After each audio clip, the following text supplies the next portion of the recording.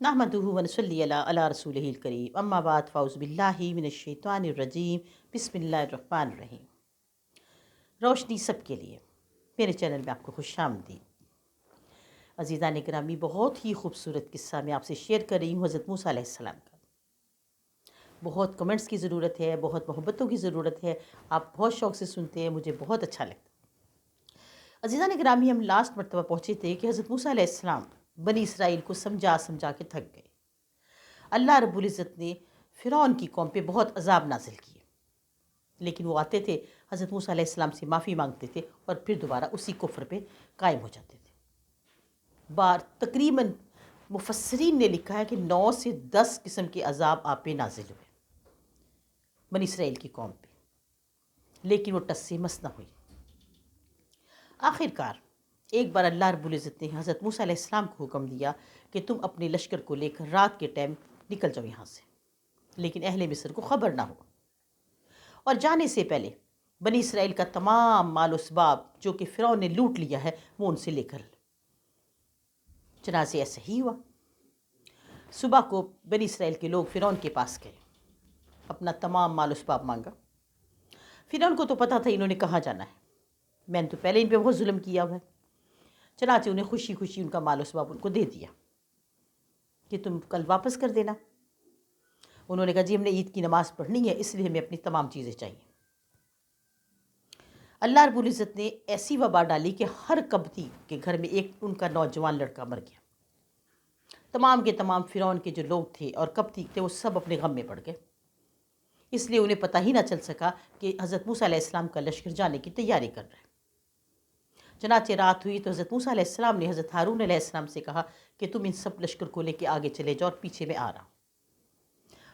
लिखा जाता है या पढ़ा जाता है कि 6 लाख किस आदमी थे, 6 लाख मर्द औरत हज़रत मूसा अलैहिस्सलाम के लश्कर में थे।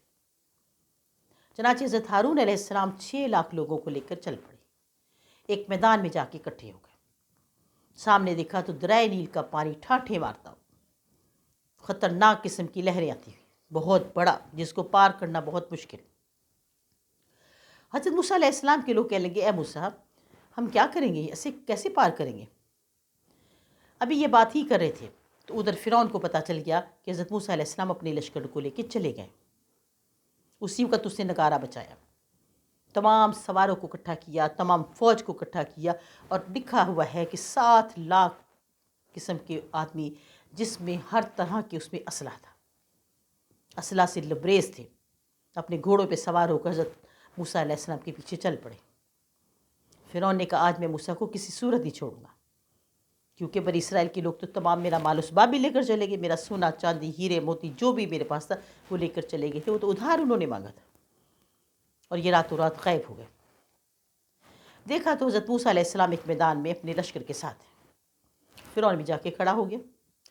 हज़रत मूसा अलैहिस्सलाम के लोगों ने कहा, ए मूसा अब क्या होगा, हमारे लोग तो इतने ज़्यादा नहीं हैं और हमारे पास कोई हथियार भी नहीं है, ये लोग तो हथियारों से लबरेज होकर आए, हमारा कैसे मुकाबला होगा। हज़रत मूसा अलैहिस्सलाम ने फरमाया तुम क्यों परेशान होती हो, जिस अल्लाह ने हमें यहाँ भेजा है वही हमारी हिफाजत करेगा। चनाचे अल्लाह रब्बुल इज़्ज़त की तरफ से हुक्म हुआ है, ए मूसा अपना असा दरिया में मार दो। हज़रत मूसा अलैहिस्सलाम ने ऐसा ही किया। जो ही असा आपने दरिया में डाला, अल्लाह के हुक्म से उसमें 12 रास्ते बन गए, दरियाए नील में 12 रास्ते बन गए। और वो इसलिए 12 रास्ते बन गए कि बनी इसराइल के 12 कबीले थे जो हज़रत मूसा अलैहिस्सलाम को मानने वाले थे।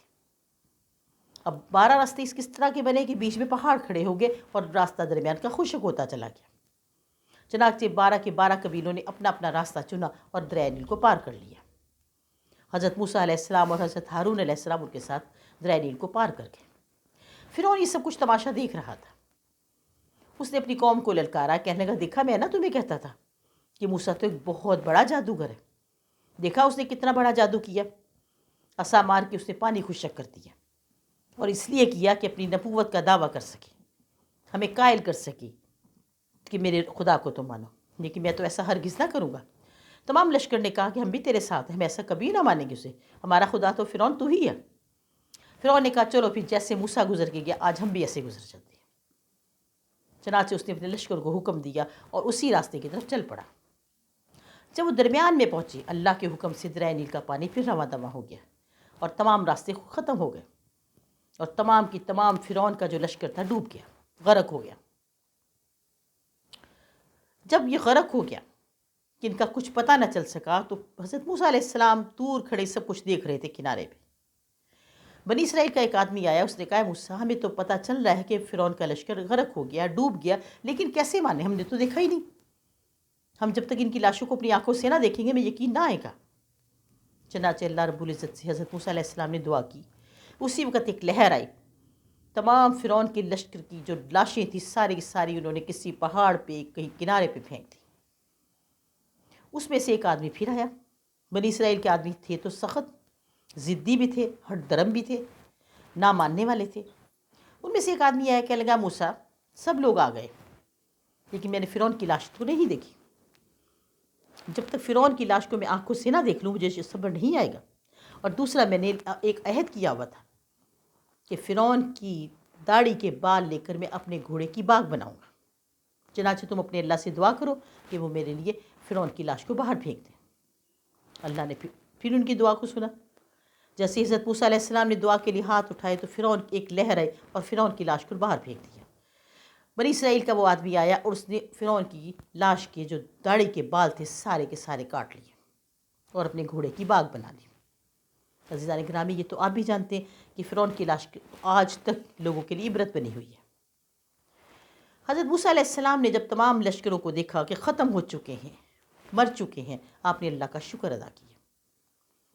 اللہ رب العزت کی طرف سے ندا آئی کہ پھر موسیٰ اب چلے جاؤ، اب مصر کی طرف جاؤ اور تمام کے تمام وہ جو اچھے خوبصورت محل بنے ہوئے بنی اسرائیل کو جا کے آباد کرے، کیونکہ وہاں کا کفر ختم ہو چکا ہے۔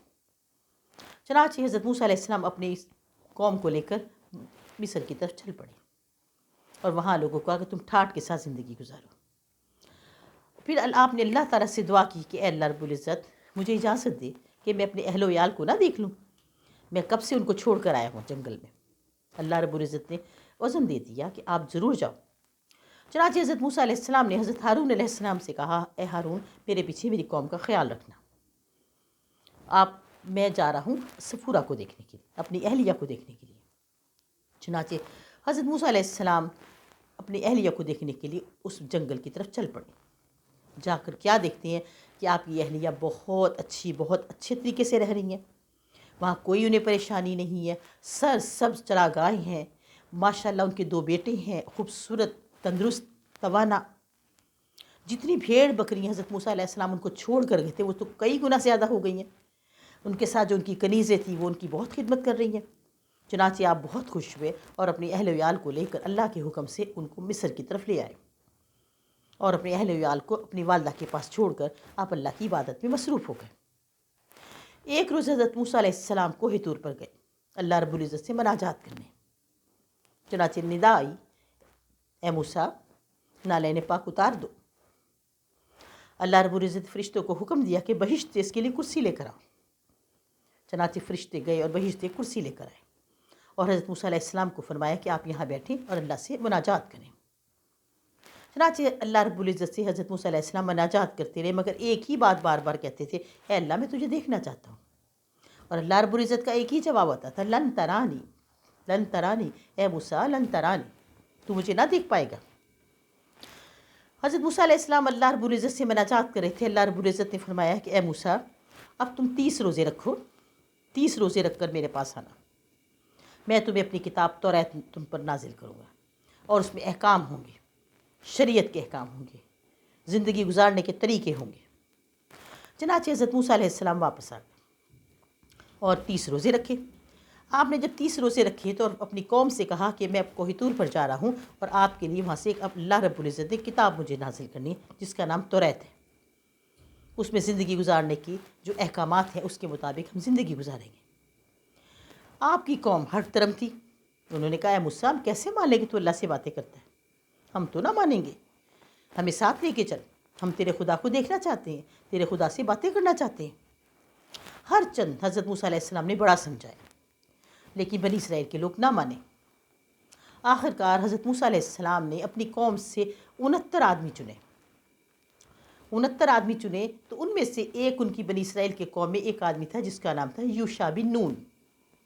وہ کافی عمر کا بندہ تھا، کافی اس کی ایج تھی، بہت ضعیف تھے۔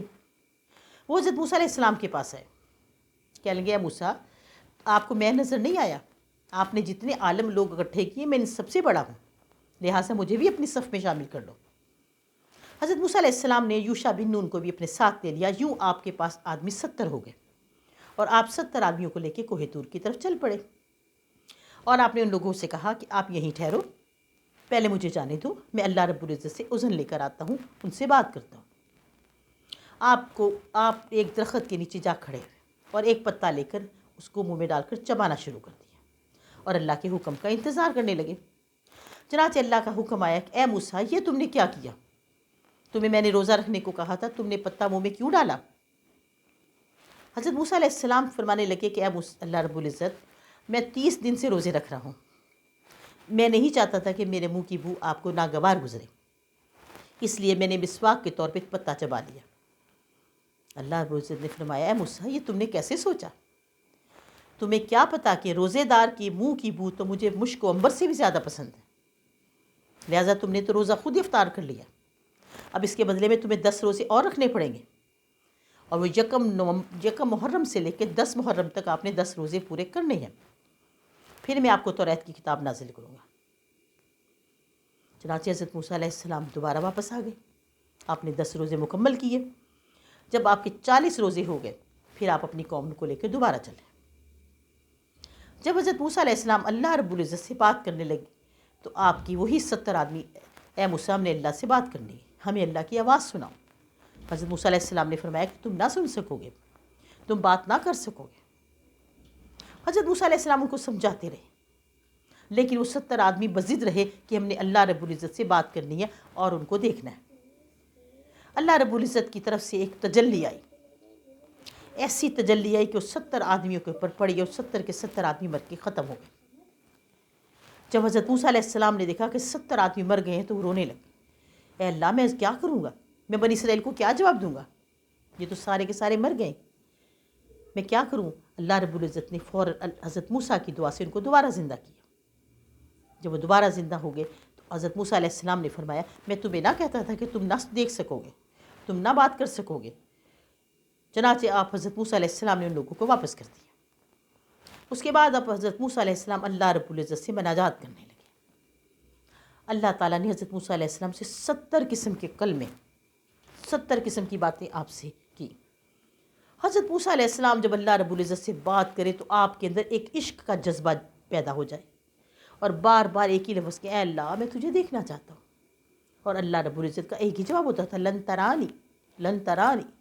لیکن حضرت موسیٰ علیہ السلام کو جذبہ شوق بڑھتا جا رہا تھا۔ جب آپ نے دوبارہ کہا تو اچانک فرشتوں کی آواز آئی، تمام فرشتے، اے موسیٰ، کیا یہ کافی نہیں کہ اللہ رب العزت آپ سے ہم کلام کر رہے ہیں؟ آپ اللہ کو دیکھنا چاہتے ہیں؟ ابھی آپ یہ بات ہی کر رہے تھے تو 70,000 فرشتوں کی ایک جماعت حضرت موسیٰ علیہ السلام کے پاس آ گئی اور ان کے ارد گرد پھرنے لگی اور ایک ہی بات کہنے لگی کہ لن ترانی، آپ نہیں دیکھ سکتے۔ حضرت موسیٰ علیہ السلام ان تمام فرشتوں کو جو اپنے ارد گرد دیکھا تو ڈر گئے اور زمین پہ بیٹھ گئے۔ کچھ دیر تو آپ خوف زدہ رہے، اس کے بعد پھر آپ کا شوق جذبہ جاز اٹھا، پھر کہا اے اللہ رب العزت، میں آپ کو دیکھنا چاہتا ہوں، اے اللہ رب العزت، میں آپ کو دیکھنا چاہتا ہوں۔ اس کے بعد پھر 70,000 فرشتے ایک جانور کی شکل میں آ گئے، شیر کی شکل میں آ گئے، وہ بھی آپ کے ارد گرد گھومنے لگے۔ حضرت موسیٰ علیہ السلام پھر ڈر کر بیٹھ گئے۔ کچھ دیر کے بعد پھر جذبہ شوق جاگ اٹھا اور ایک ہی بات کہ اللہ، میں تجھے دیکھنا چاہتا ہوں۔ کچھ دیر کے بعد کیا دیکھتے ہیں کہ 70,000 آدمی خوبصورت لباس میں، ہو بہو حضرت موسیٰ علیہ السلام کی شکل کے، ہاتھ میں عصا لیے، جیسے حضرت موسیٰ علیہ السلام اپنی شبیہ دیکھ رہے ہیں، 70,000 وہ حضرت موسیٰ علیہ السلام کے ارد گرد آ کے گھومنے لگے اور ایک ہی لفظ کہنے لگے کہ اللہ، میں تجھے دیکھنا چاہتا ہوں۔ حضرت موسیٰ علیہ السلام حیران اور پریشان ان کو دیکھنے لگی اور کہنے لگے اللہ رب العزت، یہ کیا ماجرا ہے؟ میں ہوں موسیٰ، یہ اتنے سارے لوگ؟ تو اللہ رب العزت نے فرمایا اے موسیٰ، یہ تو کچھ بھی نہیں، میں چاہوں تو 1000 ہاں بلکہ اس سے بھی کئی تعداد میں تیرے جیسے پیدا کر سکتا ہوں، لیکن موسیٰ تو موسیٰ ہی ہے، یہ تو سب میرے فرشتے ہیں، تو مجھے نہ دیکھ پائے گا۔ عزیزان گرامی، مفسرین لکھتے ہیں کہ حضرت موسیٰ علیہ السلام نے 7 مرتبہ یہ سب کچھ کیا، 7 مرتبہ اسی طرح آپ بار بار آوازیں دیتے رہے، اے اللہ مجھے اپنا جلوہ دکھا دے، اے اللہ تو مجھے اپنا جلوہ دکھا دے۔ آخر کار اللہ رب العزت نے فرمایا، اے موسیٰ سامنے پہاڑ کی طرف دیکھو، اگر تم اس کو دیکھ لو گے اور نظر جما کے تو سمجھ لینا کہ تم نے میری تجلی دیکھ لی۔ چنانچہ حضرت موسیٰ علیہ السلام نے جب پہاڑ کی طرف دیکھا، اللہ رب العزت نے اپنی تجلی جیسے ہی فرمائی تو پہاڑ ریزہ ریزہ ہو گیا اور حضرت موسیٰ علیہ السلام بے ہوش ہو کر گر پڑے۔